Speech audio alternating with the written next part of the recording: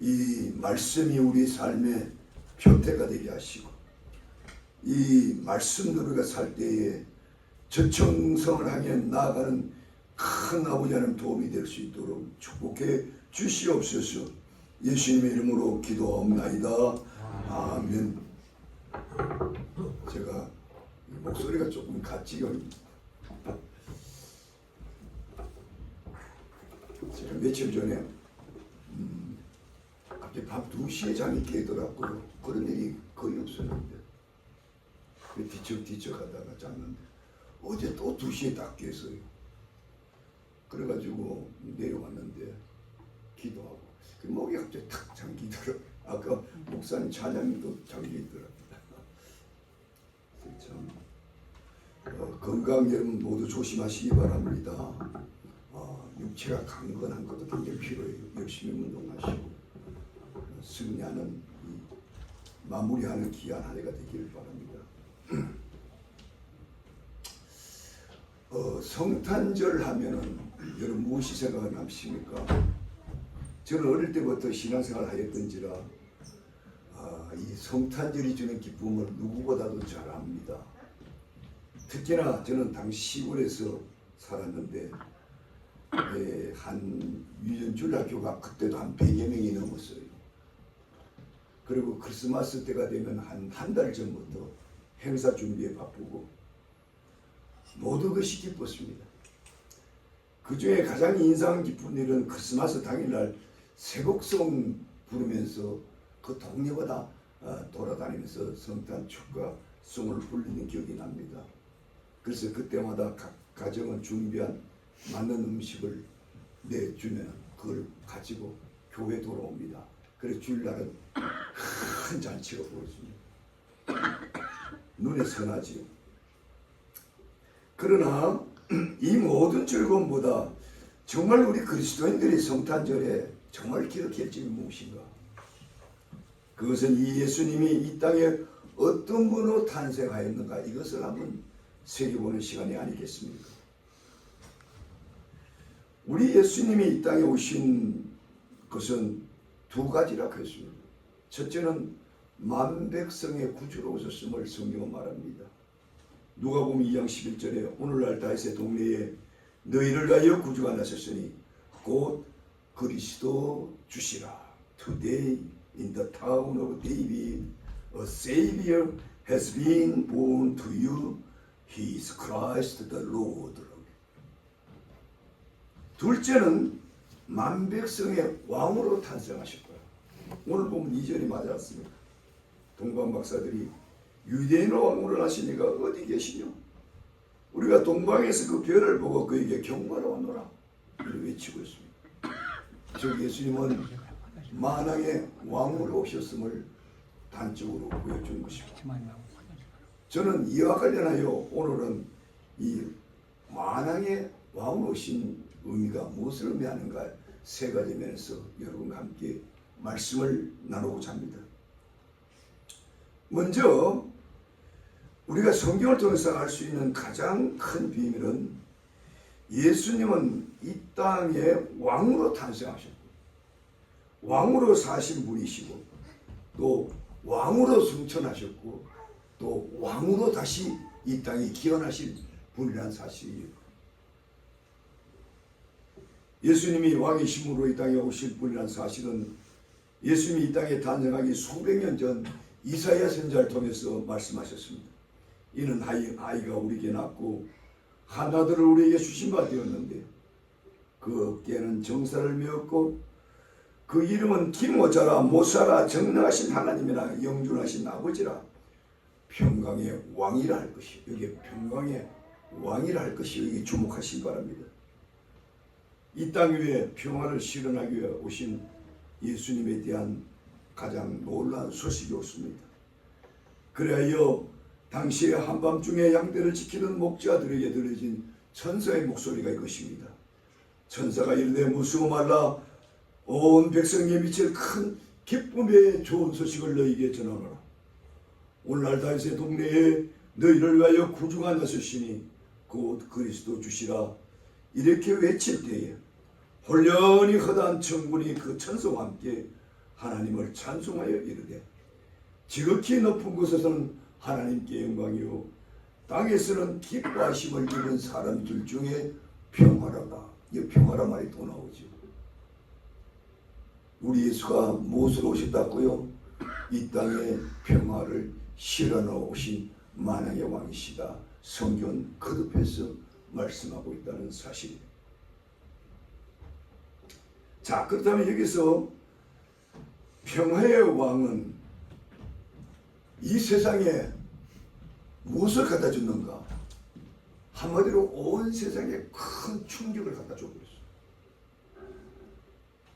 이러한 하늘의 왕권을 가지신 주님이 이 땅에 탄생하시자 세상은 모두 큰 충격에 휩싸였습니다.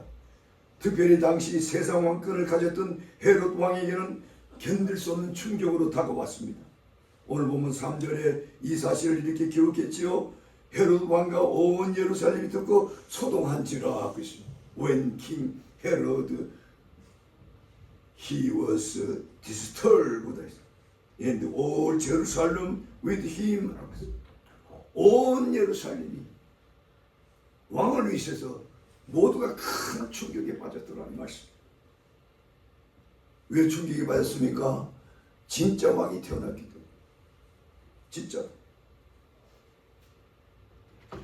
그래서 헤롯 왕은 너무 충격을 받고 그때 예수를 죽이려고 작정했죠. 시도했죠.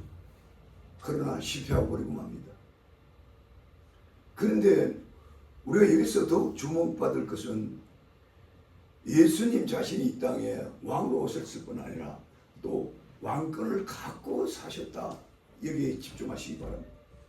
마태복음 5장부터 7장까지 보면 주님께서 최초로 산상에서 수많은 군중 앞에서 설교하는 장면이 나옵니다.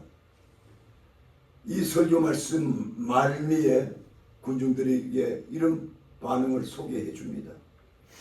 예수께서 이 말씀을 마치심에 무리들이 그 가르침에 놀래니 이는 그 가르침이 건세 있는 자와 같고 저기 서기관들과 같지 아니하밀로라고 합니다. 왜 당시 사람들이 이처럼 놀람 속에 이 하나님의 말씀을 경청했을까요? 그분은 왕권을 갖고 선포했기 때문에.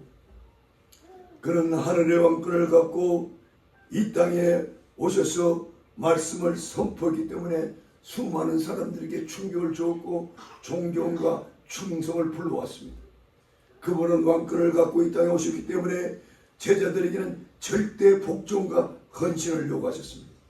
그분은 왕권을 갖고 오셨기 때문에 탐욕으로 성전에서 매매하던 상인들을 전부 쫓아냈습니다. 그분은 왕권을 갖고 왔기 때문에 바리새인들의 불법과 미선을 여지없이 꾸짖었고 그들의 온갖 위협에도 굴복하지 않았습니다. 그분은 왕권을 갖고 오셨기 때문에 그는 십자가를 찔러지기 위해서 예루살렘을 입성할 때도 수많은 사람들이 호산나 다시는 시여 찬송하리로다 한호하면서 아기 예수의 왕권의 탄생을 축하했습니다. 거기 보면 예수님은 가장 높은 곳에서 계신 분이여라고 한호하는 모습이 나옵니다. He who came from in highest, 가장 높은 곳, 하나님이 계신 곳에서 왕권을 갖고 이 땅에 오셨다. 이렇게 수많은 사람들이 외치고 있어요. 그렇다면 우리는 이러한 왕권을 가진 주님을 우리가 어떻게 대접해 드려야 하겠습니까? 마땅히 왕으로 대접해 드려야죠. 그분은 이 세상 사람들이 하기 좋은 말이 어떤 위대한 성인 중에 한 사람 절대 아닙니다. 어떤 역사 속에 기억할 만한 위대한 선지자 중 한 사람 절대 아닙니다. 그분은 세상을 다스리고 모든 인생들을 통치하시기에 합당한 만왕의 왕, 만주의 주로 킹 오브 킹, 로드 오브 로드로 이 땅에 오셨다. 그런데 슬프게도 그 왕이신 주님이 이 땅에 오실 때 저들이 환영했습니까? 극소수의 선택된 자들만 환영했지 모두 다 놀라고 정신없어하고 또 드디어 그 왕을 비판하기 시작했고 나중에는 그 왕을 십자가에 죽었습니다. 이상하잖아요. 왕으로 오신 분이 왜 십자가에 죽었을까? 그분은 인간의 죄를 짊어지고 죽어야 될 것이 하나님의 뜻이었기 때문에. 그래서 그분이 모든 인간의 죄를 짊어지고 십자가에 짊어지고 주시기 때문에 그는 완왕의 왕이요 만주의 주로 우리가 섬기게 되었다는 사실이었습니다. 그렇다면 그러한 분이 우리 삶 속에 여러분 피부에 와 닿아야 되는데, 제가 여러분들에게 질문 드립니다. 여러분은 그분을 진정으로 인생의 왕으로, 우리 인생의 주인으로 모시고 살아가고 있습니까?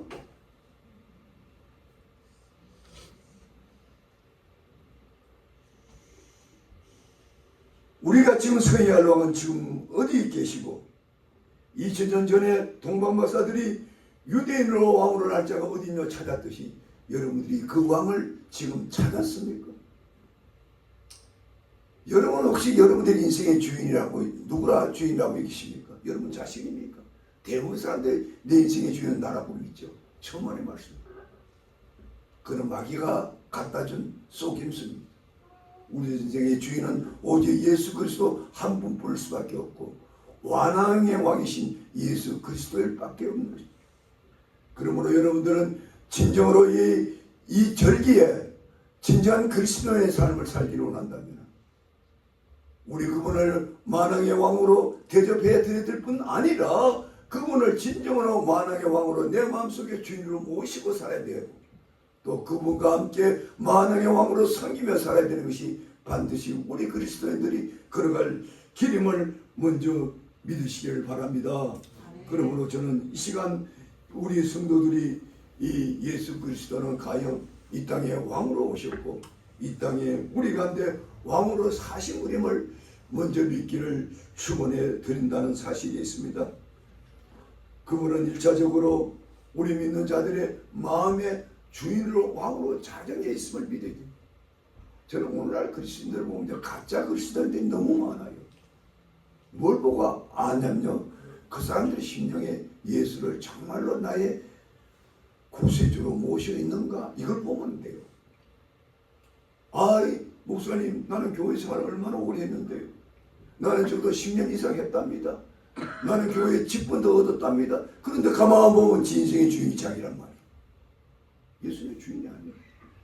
예수님을 왕으로 모시고 사시는 그 누구 아니에요. 그냥 내 법대로, 내 방법대로, 내 의지대로, 내 수단대로, 내가 원한 대로. 뭐 성경 말씀은 그렇지만 내 인생은 내 것이니까 내 인생 내가 살랍니다.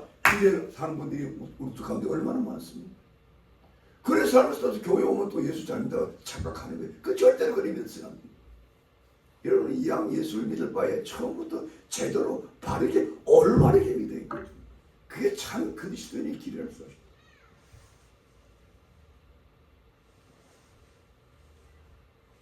그분을 우리가 각자의 인생의 왕으로 받아들이면 어떤 일이 일어나는가?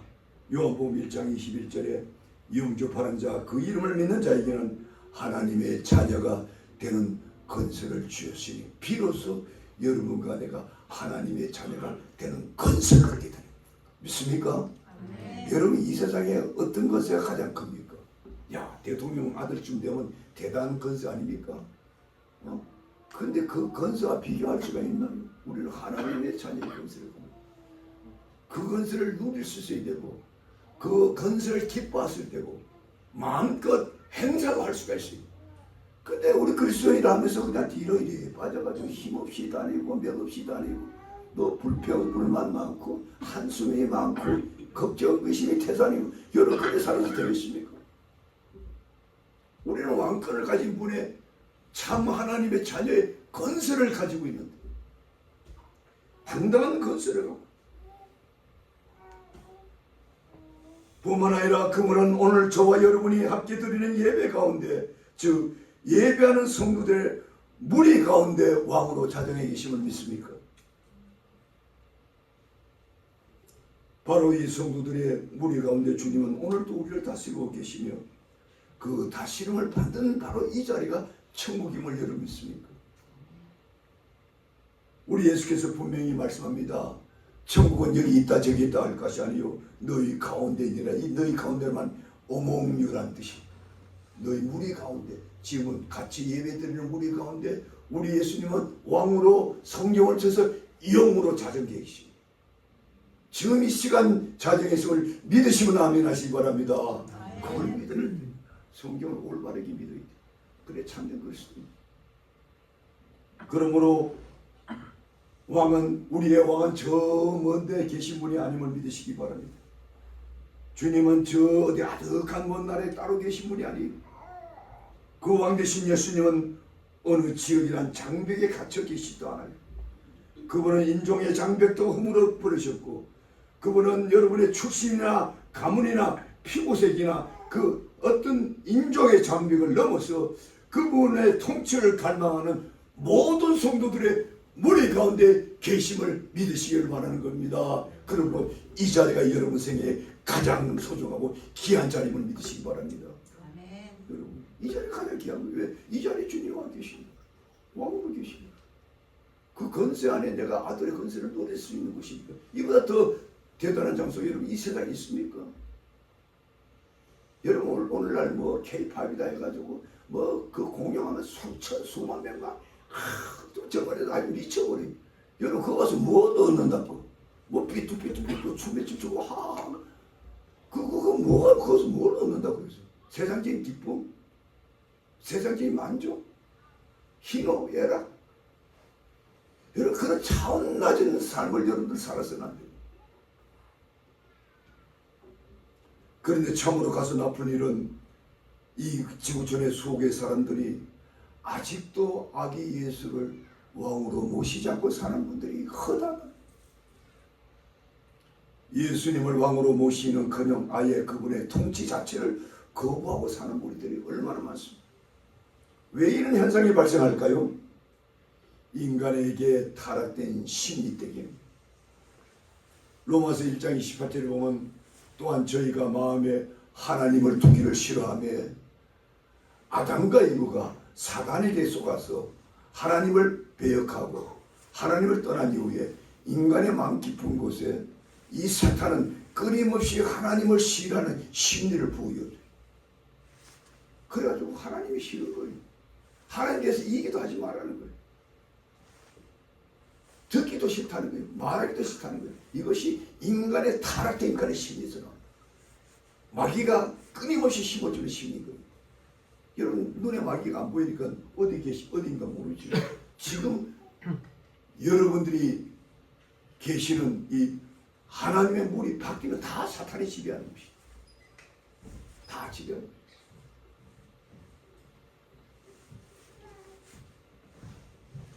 이렇게 지배하는 사탄은 끊임없이 여러분들에게 무엇을 요구합니까? 너 인생의 주인은 너다. 너 인생의 주는 너 인생의 왕은 바로 너 자신이다. 여러분 그것을 최초의 사탄이 아담과 이브를 그렇게 유혹했지 않습니까? 네가 이 실과를 따먹으면 네가 하나님같이 돼요. 선악을 네가 다 알고 판단해. 내가 하나님같이 된다고 딱 뺏어오는 거예요. 그러니까 하나님이 된다고 그걸 계속 그냥 유혹한 거예요. 여러분 그래서 인류는 끊임없이 하나님한테 거절하고 대항하는 거예요. 여러분 이 역사의 가장 큰 비극이 창세기 11장에 나오지 않습니까? 바벨탑의 비극이 그거 아닙니까? 온 사람들이 신할 땅에 모여가지고 자 우리가 함께 모였어. 대를 높이 쌓았어.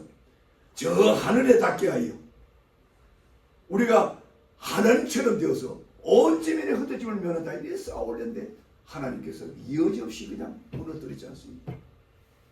어느 날 혼자 파괴하고 뿔뿔이 흩어지게 만들어. 이것이 인류의 그 국가적인 비극이 최초로 일어난 사건입니다. 그래서 우리 인생은 끊임없이 하나님을 대항하는 타락하고 어둡고 무서운 제약의 역사라는 것을 알 수가 있습니다. 실패하는 인간의 역사입니다. 그러나 이러한 하나님의 통치의 거부의 역사는 그 후에 이스라엘 역사 속에 반복적으로 일어났어요. 사사 시대에는 저들이 모두가 자기 소견에 좋은 대로 행하더라. 모두 다 각자가 자기 뜻대로 막 살더라. 근데 사무엘이 사사시대의 마지막 사사였죠. 그때는 아예 그 가지고도 성이 안 차가지고 왕을 요구했어요. 우리 들 다섯 왕을 다 하고 우리 하나님이 왕이 계시는데 달라고 하는 거예요. 그게 사무엘이 근심 걱정이 돼가지고 하나님께 기도했어요. 하나님 일을 어떻게 합니까? 하나님께서 저들 말 들어주라 그랬어요.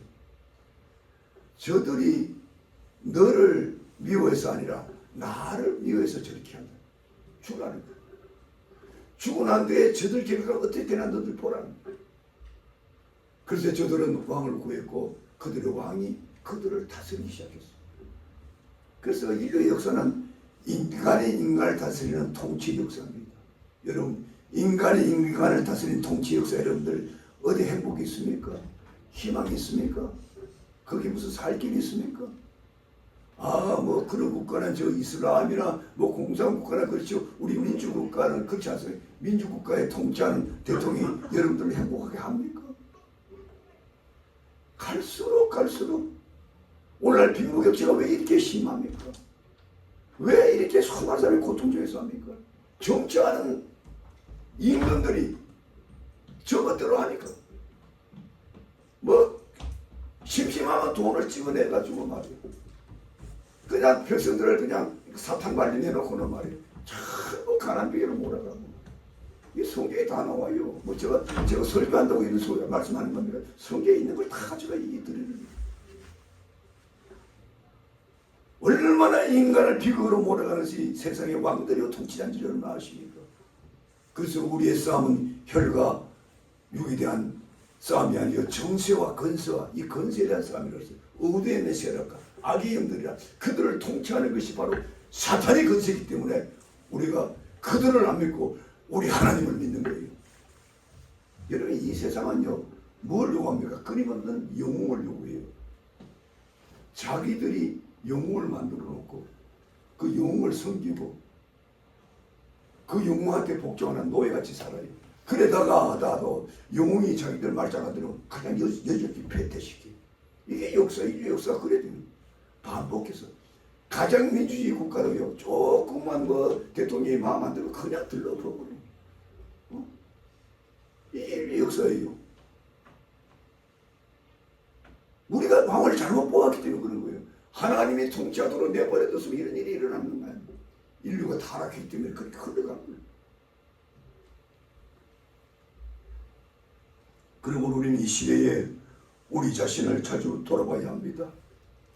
우리는 이 시대에 우리 자신이 돌아보면서 자주 던져야 할 질문이 있습니다.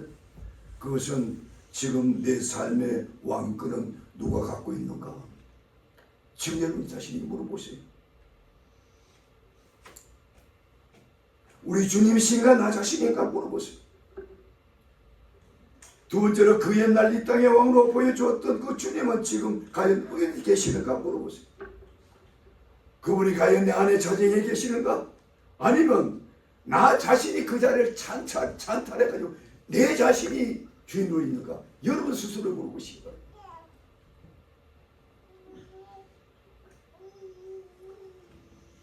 그 옛날 유대인의 왕으로 하시니가 어디 계시는가 물었던 동방박사들처럼 과연 그 왕 되신 주님은 과연 어디 자정에 계시는가? 여러분 마음의 자정에 계십니까? 우리 무리 가운데 자정에 계십니까? 그것을 믿는 자들이 바로 하나님의 자녀의 건세를 갖고 있는 자들입니다. 마지막으로 우리가 한 가지 더 생각할 것은 그 하나님은 영원히 통치하신 하나님. 그분은 어제나 오늘이나 내일이나 영원히 동일하신 분입니다. 그분은 그 옛날 팔레스틴 동네의 왕으로 태어났듯이 오늘 우리 가운데도 왕으로 와 계신다. 아니 그분은 내일도 영원토록 우리를 통치하실 분이다. 우리는 지금 그러한 왕이 다시금 이 땅으로 도래할 것을 바라고 살지 않습니까? 계시록 19장 19절에 보면 그분은 천사장의 호령과 큰 나팔로 구름 타고 이 땅에 재림하실 때 만왕의 왕, 만주의 주라는 다리에 쓰인 이름을 갖고 이 땅에 나타날 것이라고 계시록 기자는 말하고 있습니다. 바로 이 시점이 그분의 왕권이 완전히 실현되는 때인 것입니다. 그러므로 우리 인생들은 누구나 다 이 사실을 인정하지 아니할 수 없을 때가 온다는 사실. 이때가 되면 아무리 주님이 우리 인생의 왕이요 주인이 아니라고 소리치고 아무리 아니라고 그냥 발버둥 쳐도 발버둥 칠 수 없는 시대고,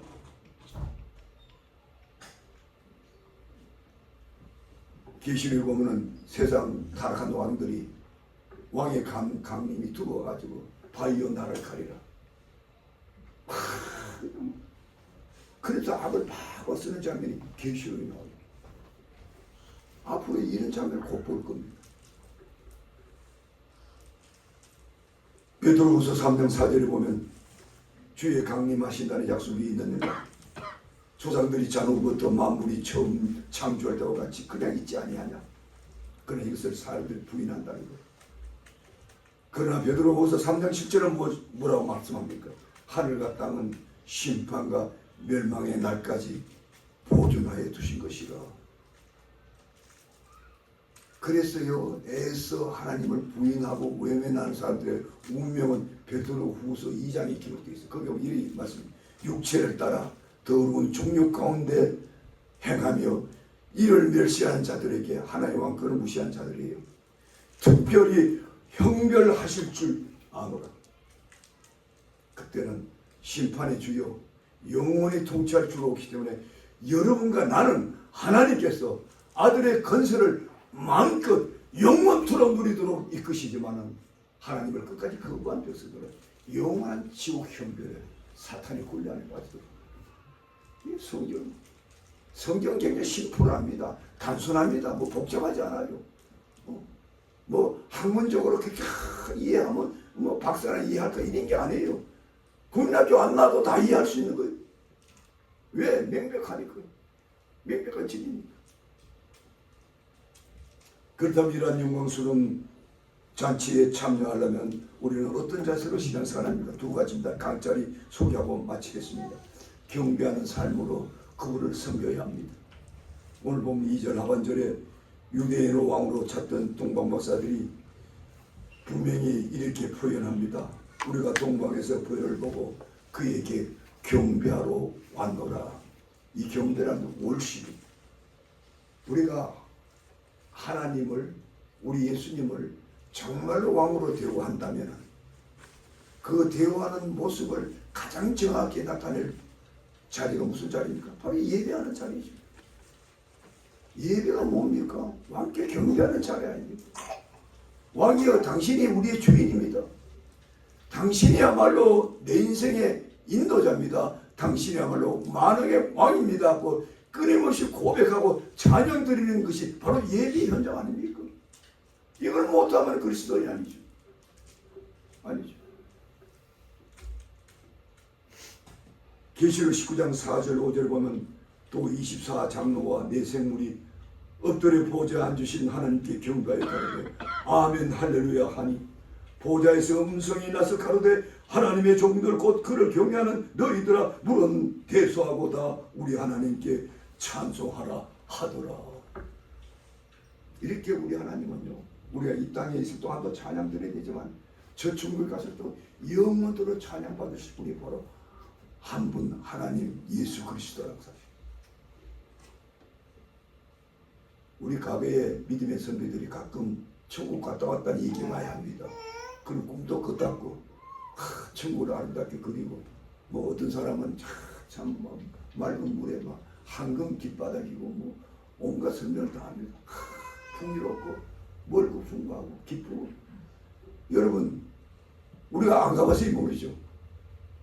그러나 성경이 분명하게 말하는 것은 우리가 영원토록 우리를 통치하실 그분에게 기뻐 찬양 드릴 것이요. 이는 분명하게 반복해서. 다른 것들은 다 그 사람들의 개인적인 체험이에요. 그 믿어주고 안 믿어주고. 그러나 성경이 분명하게 말씀하는 거 우리가 절대적으로 믿어요. 우리는 그분을 영원토록 기뻐하고 영원토록 경배하고 영원토록 찬양하죠. 두 번째로 우리는 그분에 합당한 예물을 드려야 됩니다. 여기 동방 목사들이 보배을 열어 황금과 유황과 모락을 예물로 들었다고 했습니다. 이 예물이 주는 의미가 무엇인가 해서 많은 시간짜리 연구해요.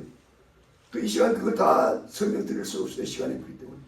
그러나 분명한 한 가지 사실은 그들은 왕이 되신 예수를 그 왕에 걸맞게 최고의 대상의 대우를 해드리면서 돌아갔다는 거예요. 즉 헌신을 보여준 겁니다. 그러면 제가 여러분들이 묻습니다. 여러분들 주님을 위해서 어떤 인생을 살아갑니까? 무엇을 주님께 예물로 드릴 수 있습니까? 무엇을 지금 드리고 있습니까? 자꾸 여러분들이 주님한테 얻기만 하려고 합니까? 물론 얻을 게 많죠. 내가 온 것은 양으로 생명 얻고 풍성케 하려 함이라. 우리가 세상에서 상상할 수 없는 수많은 축복을 우리가 지금도 누리고 있지 않습니까? 그러나 그럼에도 불구하고 우리가 드려야 할 것이 있지 않습니까? 그들은 황금을 드렸고 유황을 드렸고 모락을 예물로 드렸습니다. 그 시대에 가장 소중한 것들 아닙니까? 어느 유명한 신학자가 쓴 글에 보니까 이런 내용을 봤습니다. 우리 인생들이 저지르는 가장 큰 죄는 하나님이 계셔야 할 그 주인 자리에 죄인인 내가 차지하고 있는 데 있다. 그래서 저는 이 성탄절기를 맞아요 다시 한번 여러분에게 이런 질문을 드리고 말씀을 맺어볼까 합니다. 이 성탄절기를 맞아요 여러분들의 인생의 왕권은 누가 갖고 있습니까? 나 자신인가? 우리 주님이신가? 두 번째로 그 옛날 이 땅의 왕으로 탄생하신 주님은 지금 어디와 계시는가? 실제적으로 내 삶 속에 살아 계시는가? 또한 우리 성도들의 무리 가운데 와 계심을 믿고 있는가? 세 번째로 그 옛날 팔레스틴 땅의 왕으로 오셨던 주님이 이 땅에 재림주로 오실 때에 그분을 영원한 왕으로 맞이할 충만한 준비를 하고 있는가? 이 성탄절을 맞이해 이 무덤에 여러분들이 해답을 얻고 다음해를 맞이하는 여러분 되시기를 주의 이름으로 축복드립니다. 기도합시다. 하나님 고맙습니다. 오늘 성탄절기 우리 모두 다른 거 하지 않고 주 앞에서 경배와 찬양과 영광을 돌렸나이다. 또 과거에 마태가 들려준 귀한 말씀도 우리가 한곳 상고해 보았습니다. 주님 이 시대에 진정한 왕으로 지금 우리 가운데도 지금 현재적으로 작용하신 그 주님을 정말 우리가 모시고 동행하고 그분의 왕권을 인정하며 살아감으로 말미암아 우리가 참 하나님의 자녀의 건설을 누리는 우리 모든 성도들이 다 될 수 있도록 주님 축복해 주시옵소서. 예수님의 이름으로 축복드리며 기도하옵나이다. 아멘.